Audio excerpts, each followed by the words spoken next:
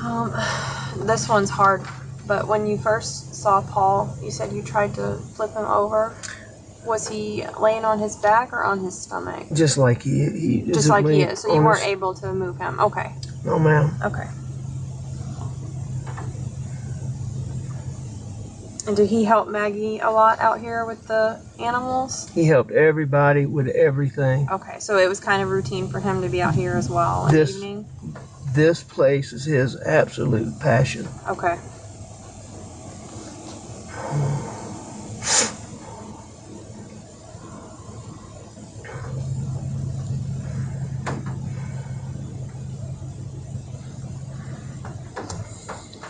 I tried to turn him, and then I checked him, and I think I already knew, but I checked him. And when you first pulled into the property, did you come from this direction where all our police cars are, or which way did you come in? I went to the house. Okay. And then I came from the house this way. Straight here, yes, ma'am. Okay. I mean, where my vehicle was parked is probably is where it was. Okay. Well, no, maybe not exactly, but it was pretty close because I came back the same route. That's right, because you went back to get your shotgun. When I came back.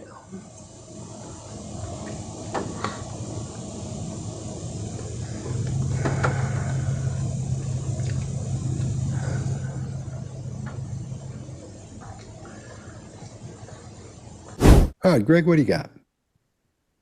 Yeah, just a few things. Again, no grief, not in the forehead, not in the sides of the mouth. Look, there's lots of ways to show grief. There's all kinds of ways that people show grief. We associate that with grief muscle. There's a ton of stuff you can do with your face to show you're sad, that you're disappointed. Something. I mean, we know he can because we've seen him use those parts of his face, so he's not Botoxed out of existence, although maybe that's part of it. But there's not even concern in his brow. None. When she's talking about rolling over your dead child, none. This is within moments. And I'll say, you can be shocked. People behave differently, but very few people in life chase combat. A guy you don't know, you find dead like that. That has an impact. It has an impact on people. There's no renewed emotion, no help me. He could be talking about a car accident, the way he's responding to this. And then I came out, my taillight was busted out. It's about what I hear. There's no shock at how horrific this is, because if I did it, I desensitize after I've seen it. I probably didn't expect it. Look, my opinion, this guy's just talked himself into a hole. And he thinks he's at the end of it because he goes back into Ozzy mode. He starts doing the yeah thing, the head banging thing again. I think he feels like he's at 2 post at the end of this thing. Just my opinion, just what I see. Chase, what do you got?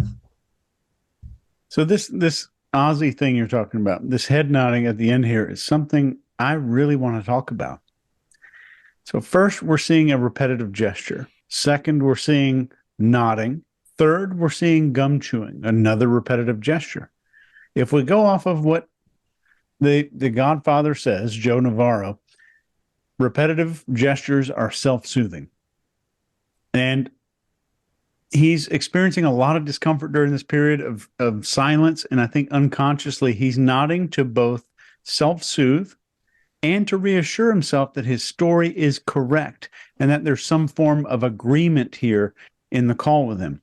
But I had to call the big guns this morning, and I wanted to get Joe Navarro's opinion on this. So I sent this video to Joe this morning, and this is from Joe. So the head nodding is unusual. I suppose one could argue that he is going over in his mind what he just said, and it's almost as though he's in agreement or satisfied with what he just uttered. But that's pure conjecture. One of the things you can look at is the increase in the speed of chewing. If you speed it up, you'll see what I mean. Now, that's not indicative of deception, but it is indicative of trying to relieve the stress that follows what he just said. And I think it couldn't have been said better than Joe said it. And that's all I got. Mark, what do you got? Yeah, lovely. Okay, what I see is his hands leaving frame, or almost leaving frame, which is a bigger gesture than we've normally seen him do. The cop next to him now, I think, is literally revolted by him. There's some nausea going on with him. When his hand comes over, he looks away, he shifts away. The shotgun comes up again. I think clearly that the journey to the house is important. The shotgun is important.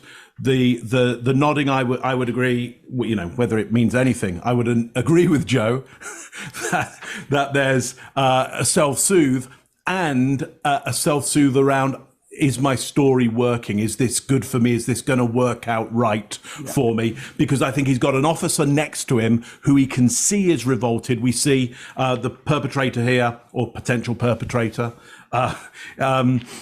show disgust when they look over and see the officer revolted. So they know it's going badly for them at this point. Scott, what do you got on this one? All right.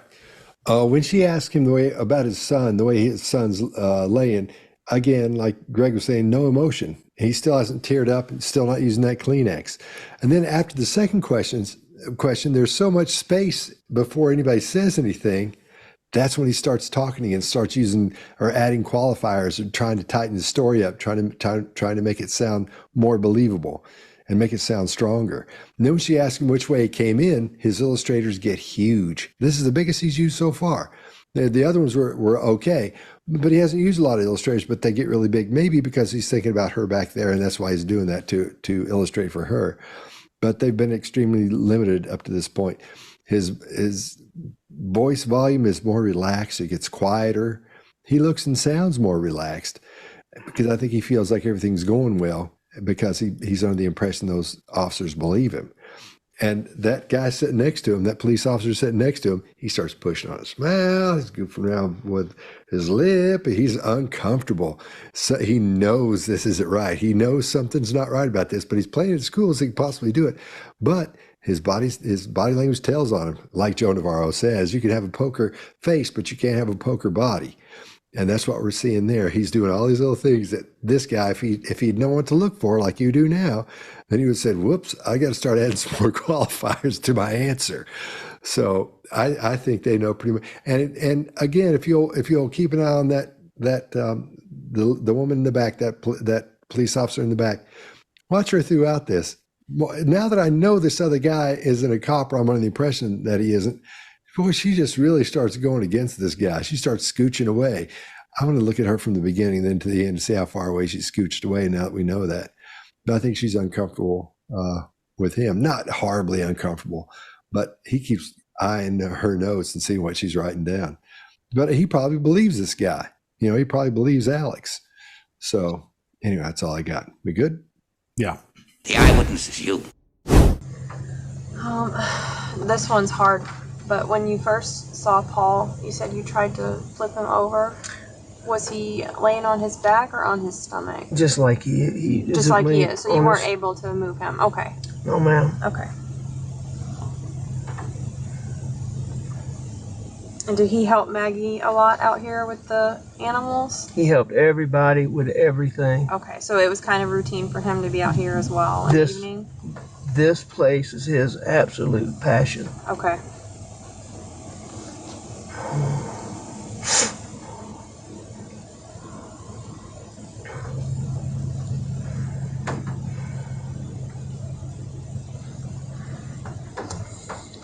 I tried to turn him, and then I checked him, and I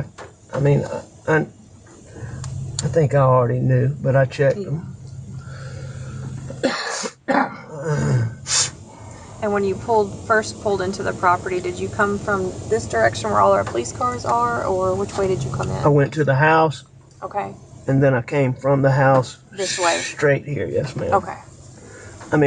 Where my vehicle was parked is probably is where it was. Okay. Well, no, maybe not exactly, but it was pretty close because I came back the same route. That's right, because you went back to get your shotgun. When I came back.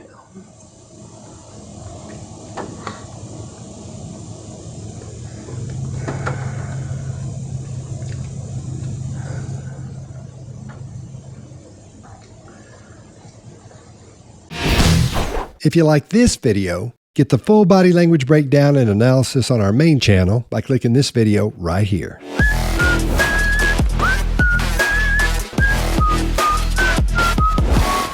I get away.